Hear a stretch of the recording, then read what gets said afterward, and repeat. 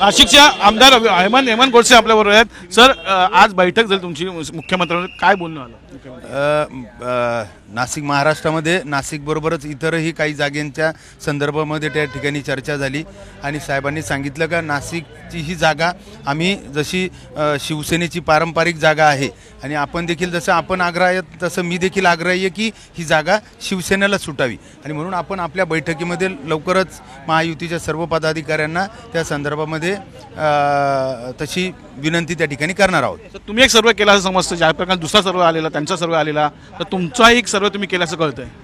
आम्ही सर्वांनीच सर्व उमेदवारांनी मला असं वाटतं का स्वतःचा सर्वे, पक्षाचा सर्वे, भाजपाचा सर्वे असे 3-4 प्रकारचे सर्वे त्या ठिकाणी मला असं वाटतं का अतिशय अनुकूल वातावरण शिवसेनेला आहे। कारण शिवसेनेला 2014ला 1,87,000चं मताधिक्य मिळालं, 2019ला 2,93,000चं मताधिक्य मिळालं आणि म्हणून जे आपल्या देशाचे पंतप्रधान यांनी जे आव्हान केलं का 400 पार आणि राज्यातून 45 पार, जे आव्हान आपल्या राज्यातील महायुतीच्या पदाधिकाऱ्यांना केलं आहे आणि म्हणून मला असं वाटतं का त्यांना एक खासदार महत्त्वाचा आहे आणि म्हणून ते कुठल्याही चुकीचा निर्णय त्या ठिकाणी घेणार नाही असा आम्हाला विश्वास। छगन भुजबळांचं नाव पुढे येतं का? छगन भुजबळांना द्यावं का तुम्हाला, तुम्ही आग्रह का तुम्हाला द्यावं, कारण काय? महायुतीचा जोही उमेदवार असेल त्याचा प्रचार सर्व पदाधिकारी करतील। पण शिवसेनेचा उमेदवार असा तुमची आग्रह आहे? शिवसेनेला अतिशय अनुकूल वातावरण आहे, कारण आम्ही त्या ठिकाणी काम करतोय।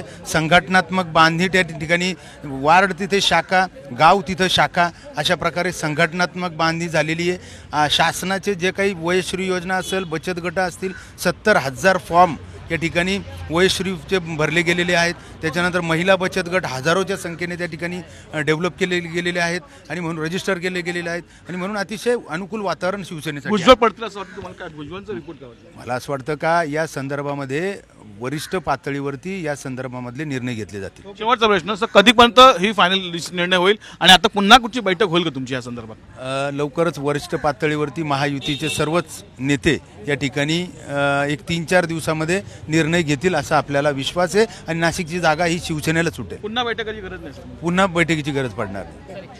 हे होते हेमंत गोडसे यांनी सांगितलेलं आहे का सकारात्मक बैठक झालेली आहे आणि ही जागा जी आहे नाशिकची ही शिवसेनेलाच मिळाली पाहिजे, कारण धनुष्यबाणावरती चांगलं मतदान इथं झालेलं आहे, अशी एक हिस्ट्री आहे। त्यामुळे त्यांनी एक आग्रह धरलेला आहे की ही जागा शिवसेनेला सोडावी आणि 3-4 दिवसात हा निर्णय होईल असंही महत्त्वाचं भाष्य त्यांनी केलेलं आहे। Video journalist Kapil Raut, Zee media, Mumbai.